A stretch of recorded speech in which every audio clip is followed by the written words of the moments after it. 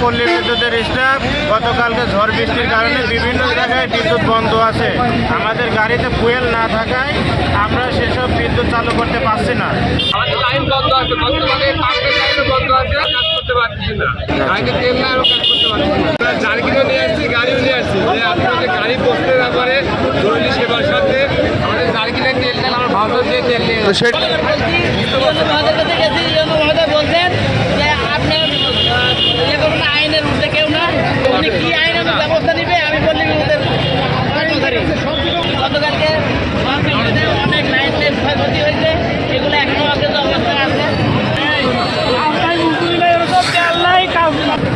জরুরি আমাদের তেল লাগবে, তেল ছাড়া আমরা কোনো কাজ করতে পারতেছি না।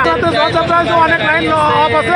আমাদের অফিস টিউনো সাহেবকে বলছে, টিউনো সাহেব বলছে পাম্প কর্তৃপক্ষ বলেছে আইনের ঊর্ধ্বে কেউ নাই, সবাইকে সমানভাবে তেল দেওয়া হবে, যার কারণে আমরা জরুরি সেবা দিতে পারছি না।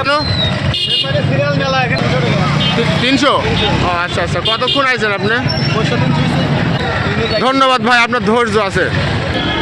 ডিজেলের লাইন দিন সকালে, আমার লাইন আগস্টে না, সামনের লোক যে আজাচ্ছে এইবার ভোরে ফরজের নামাজ পড়ে আইছি। হ্যাঁ, আমরা লাইন দিয়েছি কি গাড়ি নিয়ে আইছেন আপনি? ডিজেল তো লাইনে তেল পাইনি, সামনের লাইন সেই জায়গায় তেল পাই। সিরিয়ালেই তো দিচ্ছে। বড় ছেলে যারা সিরিয়ালে হোটেল বসে না, কেবল এসে তেল বাঁচতে পারি কি আইলো। আমরা সার্ভিসের অবস্থা করবো, সার্ভিসের অবস্থা করবো,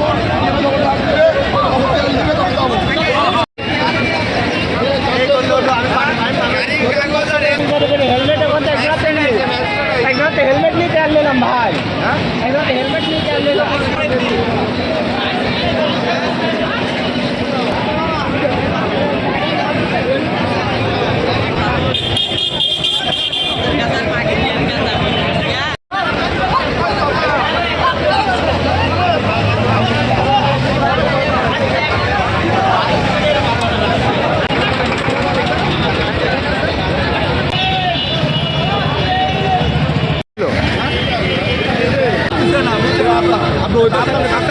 থাকবেন না।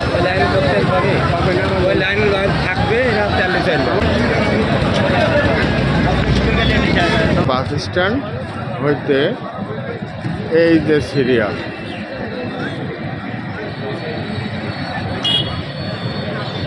দেখেন তেল পাম্পের অবস্থা। দর্শক দেখেন, এইটা মিরপুর তেল পাম্পের। তেল পাইছেন আপনি? আপনি কি তেল নেবেন না?